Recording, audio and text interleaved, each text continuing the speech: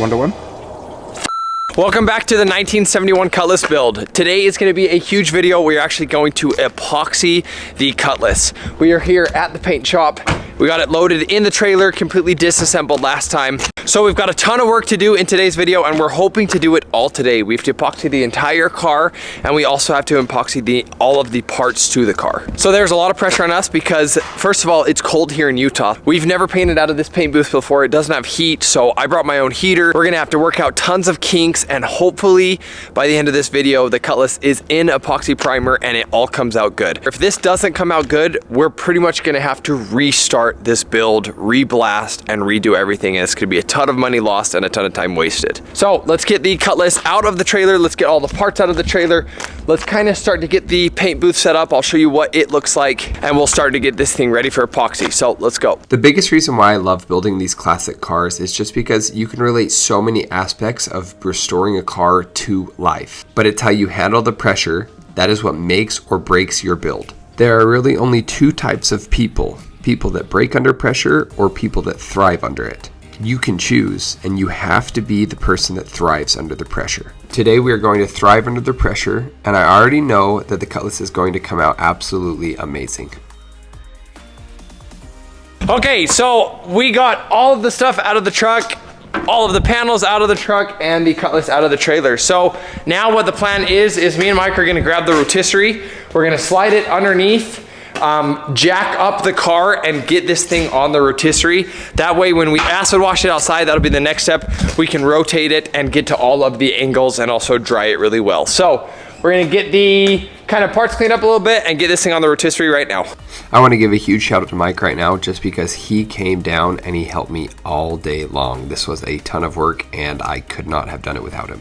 So right now we are hooking up the back of the rotisserie to the back of the car, and then we hooked up the front of the rotisserie to the front of the car, and then the rotisserie actually bolts together. That way it kind of gives it a little bit of structure so it doesn't flex in the middle and doesn't fall over when you try and flip the car. And we actually had to build those custom extensions on the front of the rotisserie just so they would mount up to the Cutlass body mounts. All of the Chevelles are the exact same way. They are just a little bit too wide for my rotisserie, so we built those custom arms. That way we could get it bolted up. But this is a big reason why I reinvest every single cent that I make building cars right back into better equipment to help me build these cars a little bit better. The rotisserie is a perfect example. This thing made my life so much easier today. I know we would have been able to do it without the rotisserie, so I'm not saying you have to have one, but it just made our lives, and it will make your life so much easier if you have one.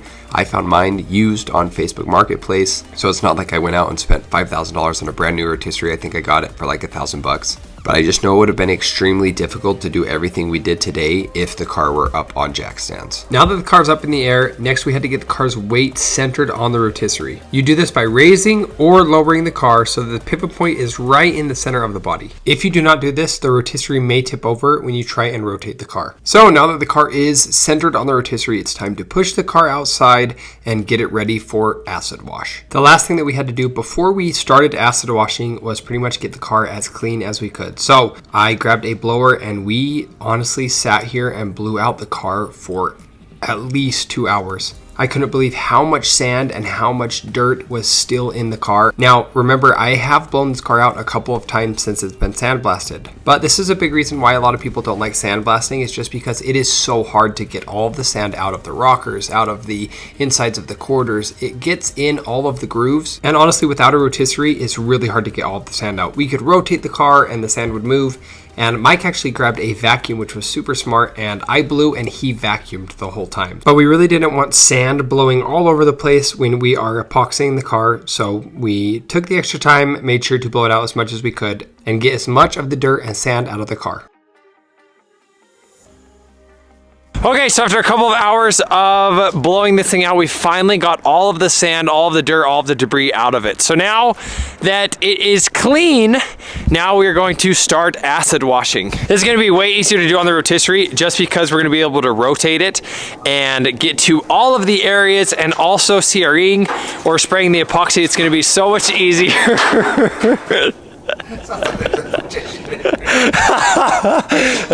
It's okay. It's gonna be so much easier to epoxy this just because we're able to rotate this all the way around 360 degrees. Okay. Look at all the sand. Still? ¿Dónde? Is it that top rocker? See? We'll just have to keep blowing it out. We'll blow it out for a little bit more then. So the next thing that we are going to do is actually acid wash. So now we're going to use two different products that we got at the paint store. This is SX579. This is just a cleaner. So you mix this 1 to 2 with water. This will clean and prep the metal, make sure any gunk and any rust and everything is off of the panel. And then once we dry that, we'll go over it with this metal conditioner. It is SX520, and this has a zinc phosphate coating in it, and it'll actually protect the metal so that it doesn't re-rust. Now, you do have a time crunch on this. It's about 24 hours, so you have to get this coated. So once we get the zinc on there, we're gonna dry it one more time, and then it will go in the shop and we will epoxy it. Okay, so this is the 579. This is the metal conditioner. You mix this 1 to 1? That's what you said, 1 to 1. 1 to 2. 1 to 2. We mixed it wrong. That means this is going to be really concentrated. Okay, so let's fill this bitch up with the rest of water. 1.5 to 1. Okay. Okay. So let's restart. Okay, so this is the 579. It is the metal conditioner. What you do with this is you want to use a red Scotch-Brite because the red is a little bit more aggressive and you really want this to clean the metal. You're going to want to do this in sections. So we'll do this rear section here, and I kind of already scrubbed the rear. You want this to sit for about 4 to 5 minutes. Once this sits 5 minutes, we're gonna rinse it off with water. And that is pretty much conditioning, prepping this metal for the zinc to adhere. It's kind of cool to see the zinc go on because you'll see it kind of change the color of the metal and golden it almost. Yes, Mr. Miyagi. Some wax on, some whack on. Look how clean that metal looks now. See that? Yeah, it looks beautiful.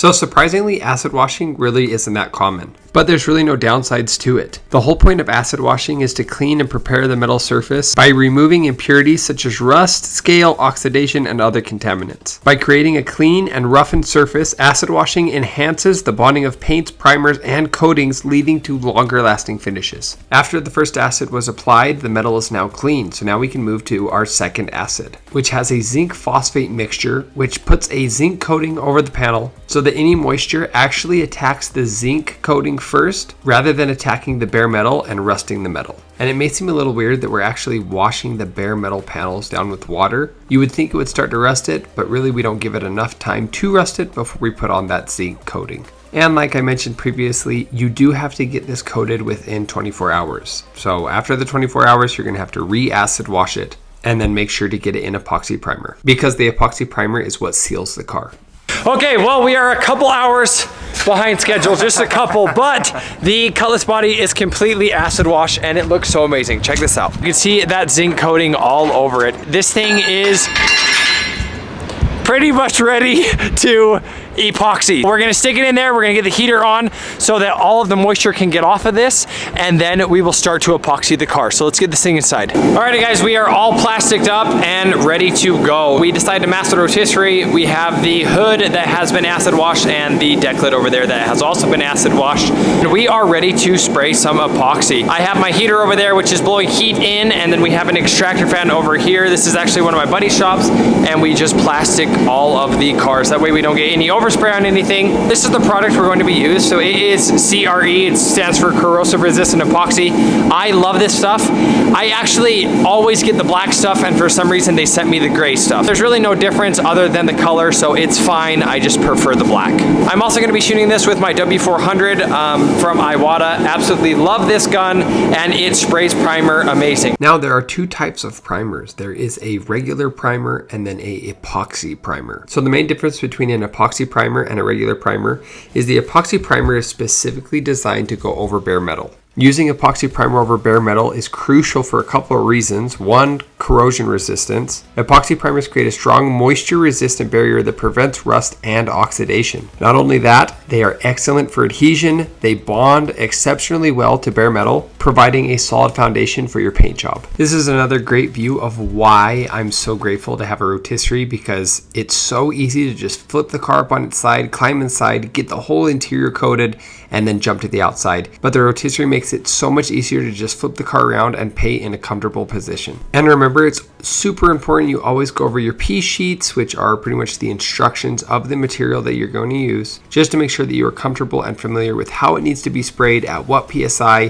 what's the flash rate between coats, and how many coats are recommended. Your piece sheet is going to have all the instructions and have all of the answers to the questions that you may have. So it's a good idea to get familiar with them before you use the product. So after 5 coats of CRE, the Cutlass is finished. This really is so exciting just because this is such a huge step in this build. It's really cool to see this car in one uniform color. I really do love doing this restoration work. It is so satisfying and it feels so good to finally make progress on these builds.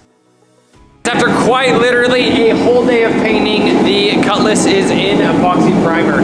Came out super nice. Let me show you guys it. Everything looks so good. I can't wait to get this back to the shop and show you guys it once we have a little bit more light and you can see. But it came out really nice. Mike did a great job laying down that 3rd coat in here and then also on the bottom. The heater did great, kept the entire shop pretty warm, about 70 degrees, which is about what you want. And then the bottom of the deck lid and the hood came out super nice. Did 5 coats on the body, 4 coats on the hood and the deck lid. And then we did 3 coats on the inside and on the bottom of CRE, along with 3 coats on the firewall. So we were actually gonna try and shoot the rest of the parts today. We have both doors, both fenders, and then the core support left. There's just a couple of panels left, but we're actually almost out of hardener for CRE. I'll come Monday night, hopefully, and try and finish up the rest of the parts. As for the body, it is pretty much completely done. We can wait till it cures, which we'll probably wait today, and then we'll come back tomorrow and load everything up and get it in the trailer and back to the shop. So flash forward to the next day, me and my dad came and unmasked the rotisserie to get the car outside in the sun. I wanted to leave the car in the sun and let it bake while we acid washed the fenders and the core support, but we actually ran into a huge issue while we were acid washing the fenders. As I was rinsing it off with the water, I noticed that ice had formed all over the fender. So we started really early this morning and it was really cold in Utah. So the water was actually freezing on the panels. So we had to move them into the sun, that way they could dry a little bit. And then once we had finished, we got them inside the shop where the heater was running, so they were able to dry with the heat.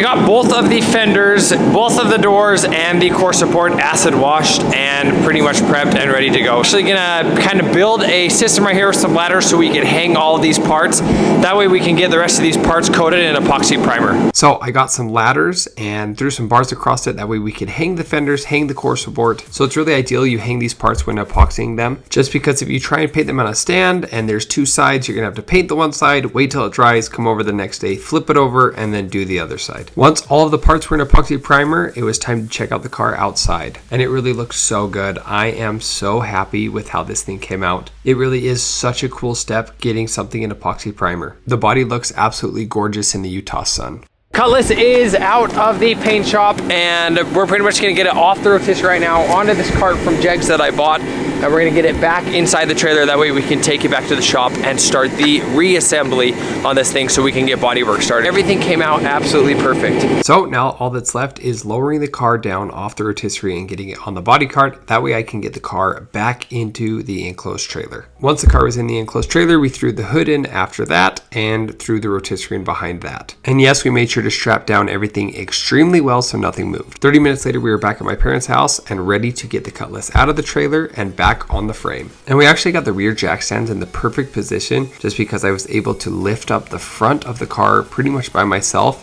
while my dad and my brother pushed the frame underneath the body. Once it was underneath, we got the car lowered down and set on top of the frame.